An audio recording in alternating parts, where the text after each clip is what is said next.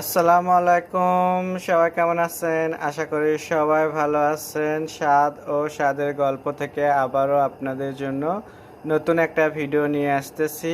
So আজকে আপনাদেরকে এখানে আমি দেখতে পাচ্ছেন একটু পানি নিয়েছি আর এখানে আমি লবণ অ্যাড করেছি। সো এই দুইটা জিনিস দিয়ে আমি একটা ব্যাটার বানিয়ে নেব। সো আপনারা আমার সাথেই থাকুন। সো এখানে দেখতে পাচ্ছেন পানিটা ফুটিয়ে গেছে। এখন আমি এখানে পরোটা পাউডার দিয়ে দিচ্ছি।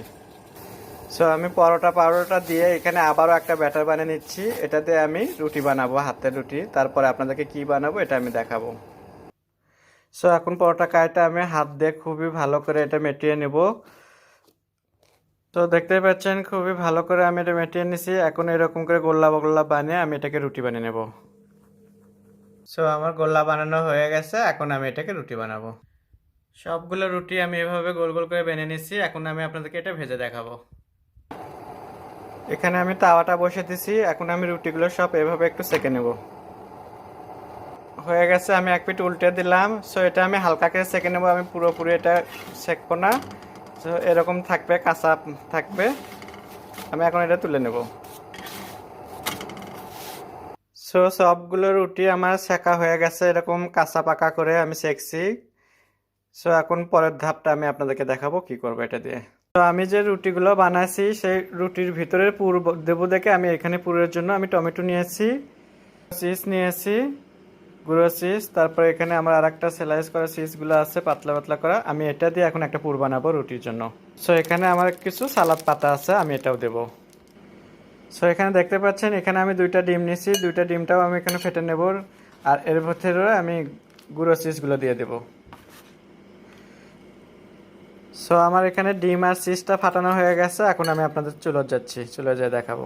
আবারও আমি এখানে তাওয়া বসাচ্ছি। আগে যে থেকে রুটি ভেজেছি সেটা থেকে আমি এখন তাওয়াতে রুটিটা এভাবে দিয়ে দিচ্ছি। আমি এখানে ডিমের পুরটা একটু দিয়ে দেবো।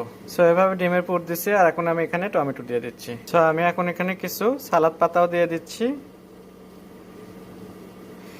দিয়ে আমি এখন একটু ঢাকনা দিয়ে ঢেকে রাখবো এটা। তো মাঝখানে ঢাকনাটা তুলে আমি এখানে আবারও একটু চিজ দিয়ে দিচ্ছি। আমি ঢাকনা দিয়ে দিচ্ছি। সো আমি এখন ঢাকনাটা খুলে আমি ওটা একটু ভাঁজ করে দেব।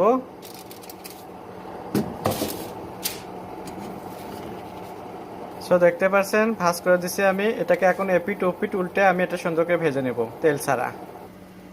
সো দেখতেই পাচ্ছেন খুবই সুন্দর এটা একটা হয়ে গেছে। এখন আমি এটাকে তুলে বাকিগুলো এইভাবে আমি ভেজে নেব। সো দেখতেই পাচ্ছেন সবগুলো আমি এভাবে ভেজে নিছি তেল ছাড়া। এখন আপনাদেরকে পরিবেশন করে দেখাবো। সো দেখতেই পাচ্ছেন আমাদের সকালকার নাস্তা রেডি হয়ে গেছে। আশা করি আপনাদের সবার ভালো লাগবে।